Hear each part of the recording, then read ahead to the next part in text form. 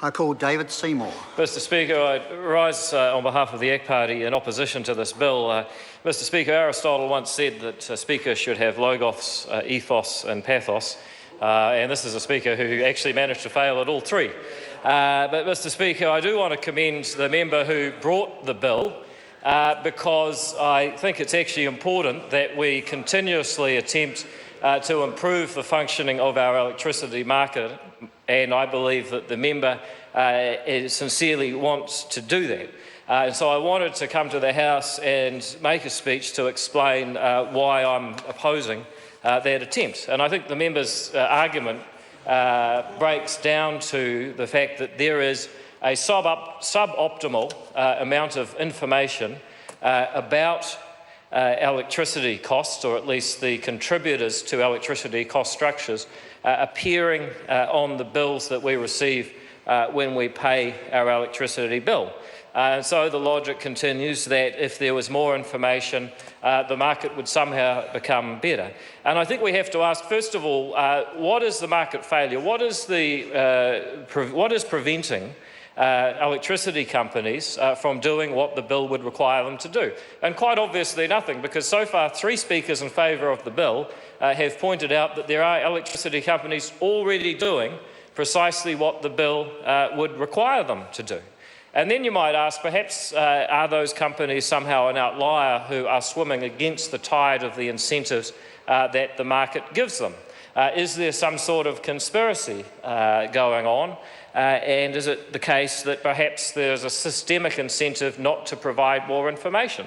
And again, it's really not clear why in a highly competitive market any of the incumbents would not want to compete on providing more information.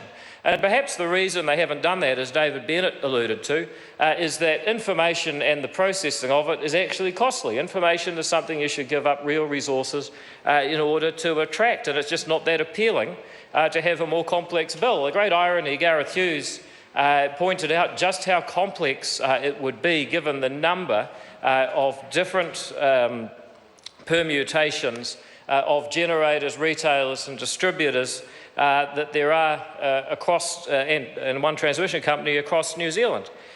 So perhaps it is the case that this bill would actually add enormous cost across the sector that so far, given the choice, retailers have decided is not worth competing on. But if you were to ask a little bit further along the chain of events, what would happen if consumers were to be provided with this information? If we assume that prescribing by legislation is not going to stifle information and the information is not going to stifle innovation in the way information gets passed through the market, if you assume that, and that's a big assumption, how would consumers respond to having this information? Well, presumably they would be more likely to switch electricity company based on having some information about some particular sector of the system that wasn't serving them very well under their current retailer. Now, it's an open question whether that would actually be a positive occurrence, because one of the things that I find difficult to defend as part of our market-based electricity system, which is otherwise very good, is the deadweight cost of people constantly switching retailer as new information comes to pass. And it's with some irony that Gareth Hughes argued that he wanted more information and more switching in a market characterised by those two features that he doesn't support. So, Mr Speaker, perhaps they would switch more, but perhaps they would also decide to take political remedies to perceived difficulties with the market, that one particular sector needed to be better or worse regulated. And again, it's not clear that we're going to get an efficient outcome by having political lynch mobs going about trying to attack a particular part of the electricity system. So, Mr Speaker, as you can see, it's easy to have good intentions in electricity markets, but the further you go, the more complex it becomes.